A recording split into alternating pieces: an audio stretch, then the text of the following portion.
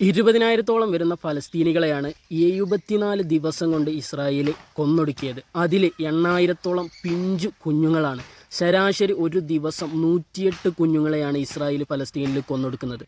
ഈ 2.5 മാസം കൊണ്ട് 20,000 ഫലസ്തീനികളെ കൊന്നൊടുക്കി എന്ന് പറയുമ്പോൾ അതിൽ 70% സ്ത്രീകളും കുട്ടികളുമാണ്.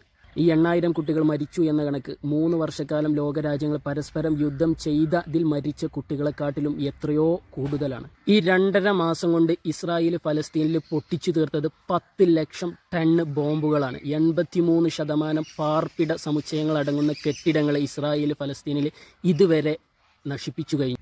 വെറും 363 ചതുരശ്ര കിലോമീറ്റർ വിസ്തൃതിയുള്ള ഗസയിൽ 1 ചതുരശ്ര കിലോമീറ്ററിൽ 58 ശവശരീരങ്ങളാണ് ഒരു ദിവസം മരിച്ചു വീഴുന്നത്.